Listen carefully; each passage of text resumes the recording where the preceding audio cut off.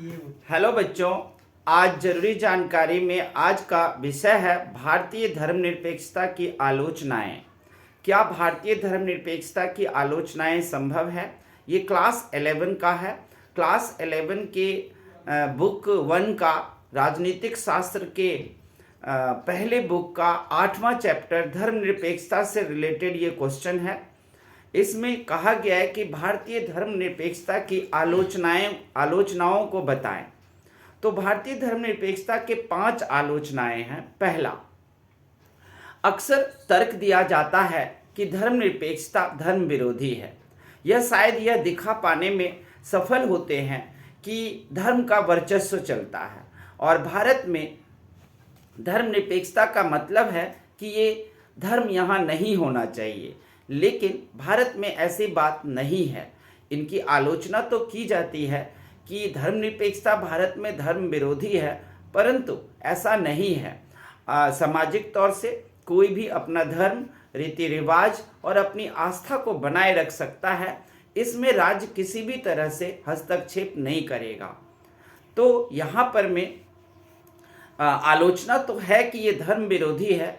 अब वैसे भी अगर कहा जाए कि धर्मनिरपेक्षता का मतलब ही होता है सभी धर्मों का आदर करना, तो सभी धर्मों का आदर करने का मतलब ही है कि फिर कोई धर्म नहीं है। यही सिस्टम सामने में आती है। दूसरा, अब देखिए, दूसरी आलोचना है इसकी कि धर्मनिरपेक्षता ईसाईयत से जुड़ी हुई है, अर्थात यह एक पश्चिमी पौधा है जिसे भारतीय समाज में रोपा गया है।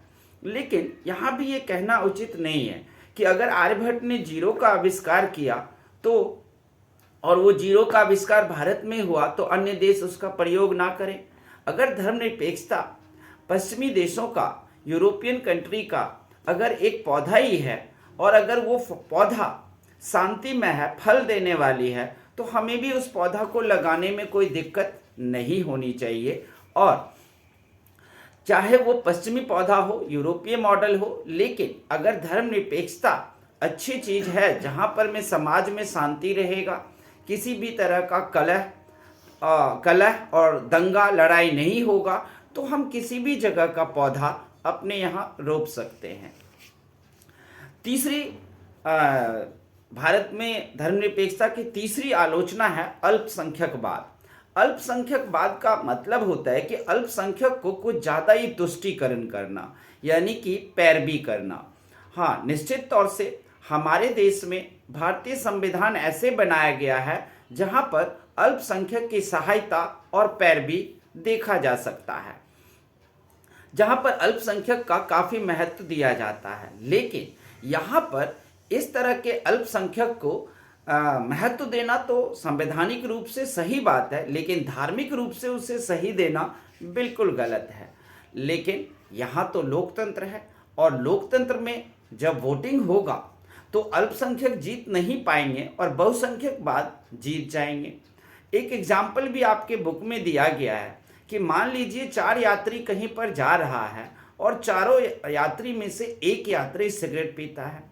उसमें से 2 यात्री उसे मना करते हैं कि तुम इसे नहीं पी सकते जब तक कि ट्रेन का गंतव्य स्थान नहीं आ जाता। अब इसी प्रकार से आप इसी चीज़ को लोकतंत्र में ला कर देखिए कि अगर अल्पसंख्यक लोग अगर वो कहते हैं हम सिगरेट पिएंगे, या वो कहते हैं कि हम अपने धर्म के अनुसार कुछ भी काम करेंगे, भले ही हमारे कार्यों के द्वारा बहुसंख्यक के धर्म को ठेस पहुँचे, तो भी हमें इजाज़त मिलनी चाहिए। जैसे अगर कोई धर्म के लोग अगर वो बीफ खाते हैं या गाय को काटकर खाते हैं, तो अल्पसंख्यक अगर खाते हैं तो वो उसे अपना अधिकार मान लेंगे, लेकिन बहुसंख्यक को इससे ठेस पहुंचती है। अब आएगा चुनाव में अगर 4 लोग वोट में थे और 2 लोग जो है वो कह रहे थे सिगरेट नहीं पीना, और अगर सिगरेट पे ही इलेक्शन और चुनाव हो जाए तो क्या होगा? जो बहुसंख्यक होगा वो जीत जाएगा और अल्पसंख्यक हार जाएगा। ऐसे में अल्पसंख्यक चिल्लाने लगेगा कि ये तो हमारा धर्म विरोधी हो गया और हमें सिगरेट नहीं पीने दिया, यानी कि हमें गाय काट कर नहीं खाने दिया और ये तो धर्म विरोधी हो गया। तो यहाँ पर मैं भारतीय धर्मनिरपेक्षता की आलोचना हो जाती है कि अल्पसंख्यक का फिर अधिकार कहाँ गया। अब प्रश्न ये भी उठता है कि कौन से अधिकार की बात करते हो आप? सिगरेट पीने की?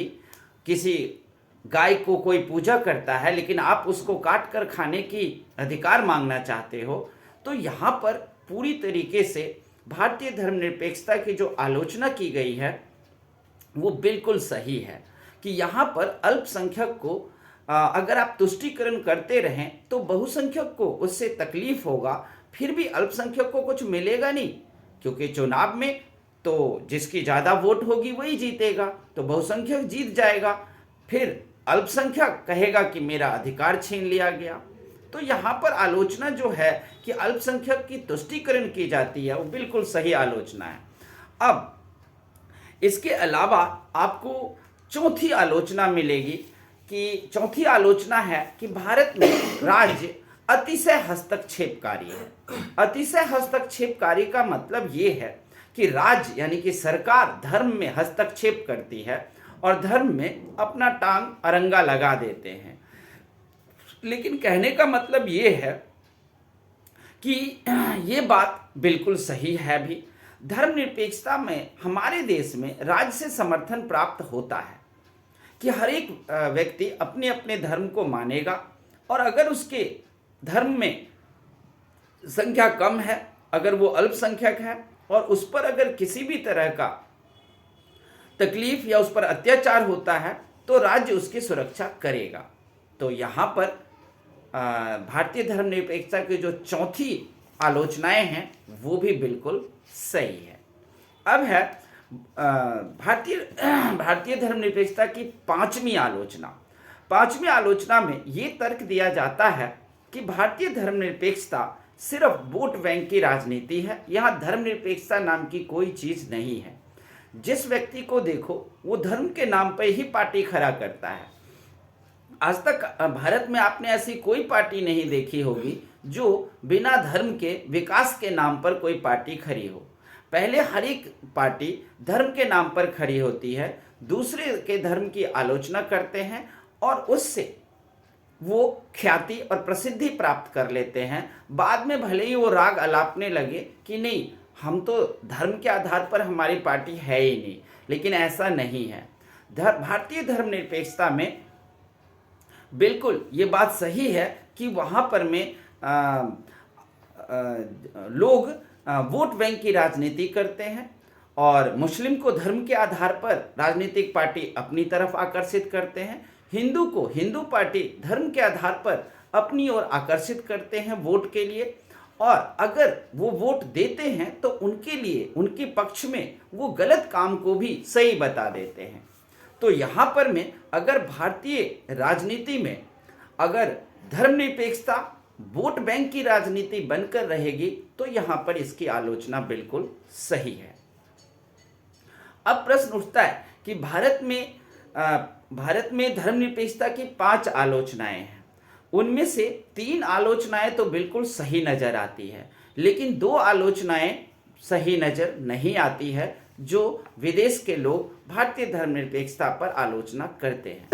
तो अब प्रश्न उठता है कि अगर कोई आलोचना है तो क्या हम इसे दूर कर सकते हैं? मुझे लगता है कि इसे दूर करना एक असंभव परियोजना लगता है, और क्योंकि धर्म हर एक के दिल में है, धर्म अपना वर्चस्व समाज में बना रखा है, सभी धर्मों के अपने रीति रिवाज हैं।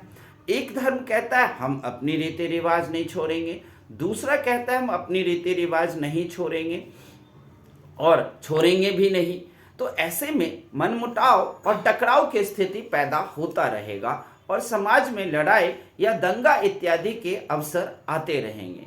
तो ऐसी स्थिति में हम क्या करें? ऐसी स्थिति में बस यही है कि आप शिक्षा प्राप्त करें, ऊंची शिक्षा प्राप्त करें, अच्छी पढ़ाई लें और उसके बाद अपने अपने धर्म में आप जरूर रहें, लेकिन एक दूसरे के धर्म की आदर करें। अल्पसंख्यक को देखना चाहिए कि बहुसंख्यक धर्म के लोग को जिस बात से समस्या है और बहुत बड़ी समस्या है उसे छोड़ देना चाहिए। उदाहरण के लिए अगर अल्पसंख्यक कहेंगे कि हम गौ हत्या या गाय काट कर खाएंगे, तो उनको ये बात जरूर सोचना चाहिए कि अगर बहुसंख्यक धर्म के लोग गाय की पूजा करते हैं तो हम गाय को ना खाएं, कुछ और भी हम कर सकते हैं, कुछ और भी खा सकते हैं। क्योंकि एक बात तो तय है कि अगर हम किसी चीज की पूजा करते हैं तो बात तो अच्छी है, तो पूजा करने वाली चीज को आप काट कर खा जाओगे, ठीक है, तकलीफें बढ़ती रहेगी और फिर वो एक दिन टकराव की स्थिति पैदा कर देगा। तो यही चीज उसी तरह से अल्पसंख्यक के जो कुछ रिवाज हैं, कुछ उनकी रीति हैं, उन चीजों को हमें अपना लेना चाहिए कि कोई बात नहीं, अल्पसंख्यक हैं, बस दोनों धर्म, दोनों समुदाय के लोग, दोनों अपने अपने धर्म में जो कुछ कुरीतियां फैली हुई है, जो एक दूसरे को असंतुष्ट करता है, जो एक दूसरे को दुखी करता है, हमें उन प्रक्रिया को धर्म में छोड़ देना है। और वो तभी आप छोड़ पाओगे जब आप शिक्षा ग्रहण करोगे।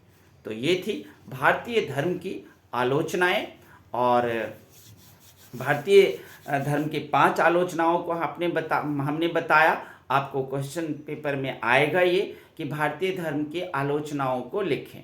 इसके अलावा आपके भारतीय धर्म के यूरोपीय मॉडल और धर्मनिरपेक्षता की भारतीय मॉडल और धर्मनिरपेक्षता के यूरोपीय मॉडल, दोनों का क्वेश्चन तैयार कर लेना है, जिससे कि आप लोगों को पेपर में आंसर देने में सहायता मिलेगी।